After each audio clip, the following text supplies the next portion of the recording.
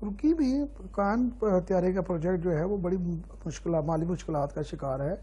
مالی مشکلات کے باوجود کان طیارے جو ہیں وہ اپنی تیاری کے مراحل کو تیزی سے طے کر رہے ہیں۔ کان کا مطلب ترکی کی زبان میں بادشاہوں کا بادشاہ ہوتا ہے، لیکن اس عظیم ترین کامیابی کو شدید ترین مشکلات کا سامنا ہے، اور خاص طور پر بہت زیادہ پروجیکٹ کو جو ہے وہ مالی مسائل کا سامنا ہے۔ ترکی کے لیے یہ طیارہ بہت اہمیت رکھتا ہے۔ اس کی تیاری امریکیوں کے تگڑے جواب کے طور پر ان کے ہاتھ میں ہے، کیونکہ ترکی کو F-35 پروجیکٹ میں سے نکال دیا گیا تھا، اور بڑی بری طرح نکال دیا گیا تھا، اور یہ لفظ استعمال کیے گئے تھے کہ ترکیہ کو کک آف کر دیا گیا ہے F-35 پروجیکٹس میں۔ لیکن ترکی نے اس کا بڑا بھرپور اور بہترین جواب دیا ہے، اور ملکی طور پر کان طیارہ بنا کر 5th جنریشن کی جو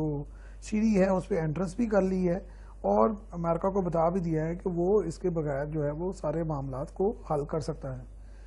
ترکی نے جب روس سے S-400 میزائل خریدے تھے تو ترکی نے فوری طور پر TF-X پروجیکٹ کی جو ہے وہ کامیابی سے شروعات کر دی تھی، اور بہت آسانی سے اور بہت تیزی سے یہ جو طیارہ ہے وہ تیار کر لیا گیا ہے۔ معاشی دباؤ کا شکار جو ترکی ہے اس کو اس وقت بہت زیادہ قرضوں کا سامنا ہے۔ اس وقت $476 بلین قرضوں میں ڈوبا ہوا ترکی ایک ایسے پروجیکٹ میں سرمایہ کاری کا خواہاں ہے جس کا ایک طیارے کی قیمت تقریباً $100 ملین تک ہو سکتی ہے۔ اس پروجیکٹ کے لیے ترکی کو یقیناً $1 سے $2 بلین جو ہیں وہ درکار ہیں تاکہ اس پروجیکٹ کے طیاروں کو سیریز پروڈکشن میں لایا جا سکے۔ پاکستان اور آذربائیجان اس پروجیکٹ میں شروع سے دلچسپی لے رہے ہیں، اور پاکستان کے ماہرین تو کافی عرصے سے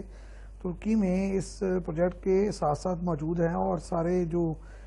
ملازمات ہیں ان میں شامل رہے ہیں، لیکن پاکستان اس وقت اس پروجیکٹ میں شامل نہیں ہو سکتا کیونکہ اس کو بھی بہت زیادہ قرضوں اور جو ہے مالی مشکلات کا سامنا ہے۔ آذربائیجان کے ساتھ تو اس پروجیکٹ میں معاہدہ کر لیا گیا ہے، لیکن آذربائیجان کے پاس بھی اس قدر سرمایہ نہیں ہے کہ وہ اس کو بہت بڑی انویسٹمنٹ جو ہے وہ فراہم کر سکے۔ اب اگر پاکستان اور آذربائیجان دونوں ہی اس پروجیکٹ کا حصہ بنتے ہیں تو کم سے کم ایک 100 طیارے تو وہ بہرحال خریدیں گے، اور اگر مستقبل میں وہ 100 طیارے خریدتے ہیں تو اس کی کاسٹ بہت زیادہ جو ہے وہ جا پڑتی ہے، جس کے بارے میں دونوں ممالک جو ہیں وہ کافی پریشان بھی ہیں۔ ترکی F-16 طیاروں کی ٹیکنالوجی پر عبور رکھتا ہے، اور مستقبل میں ترکیہ طیارہ سازی میں مزید کامیابی حاصل کرے گا۔ ڈرون ٹیکنالوجی میں ترکی نے پوری دنیا کو ہلا کر رکھ دیا ہے اور زبردست کامیابیاں حاصل کی ہیں۔ ترکیہ نے اس طیارے کو 2028 میں اپنی فضائیہ میں شامل کرنے کا شیڈول بنایا ہے، اور تقریباً سالانہ 24 طیارے جو ہیں وہ بنائے جائیں گے،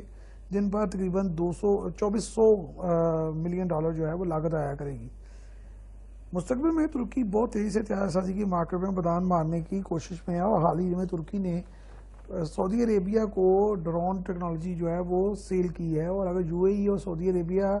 کو کین ٹیکنالوجی پر جو ہے راضی کر لیا جائے تو یہ پروجیکٹ بہت کامیاب ہو سکتا ہے، کیونکہ UAE اور سعودی عربیہ کوئی بھی ملک جو ہے یورپی اور امریکی وہ طیارہ فراہم کرنے کو تیار نہیں ہے۔ فرانس نے حال ہی میں UAE سے قطر نے بھی UAE سے جو ہے وہ رافیل طیارے خریدے ہیں، اور اب سعودی عربیہ بھی UAE سے طیارے خریدنے کے لیے کام کر رہا ہے۔ UAE نے چین سے ایڈوانسڈ جیٹ ٹرینر بھی خریدے ہیں، اور سعودی عربیہ کو یورو فائٹر اور ٹارنیڈو کی فراہمی جو ہے وہ رک گئی ہے، اس لیے وہ گلوبل کمبیٹ ایئر کرافٹ کے جو پروجیکٹ ہے اس میں شامل ہونا چاہ رہا تھا،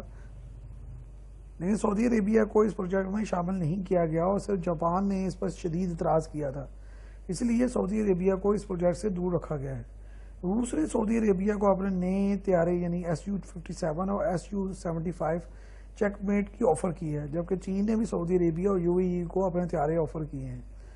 ترکی اگر اس سلسلے میں سعودی عربیہ اور UAE اور قطر کو راضی کر لیتا ہے، اور ادھر سے ان کو سرمایہ اور گرین سگنل مل جاتا ہے،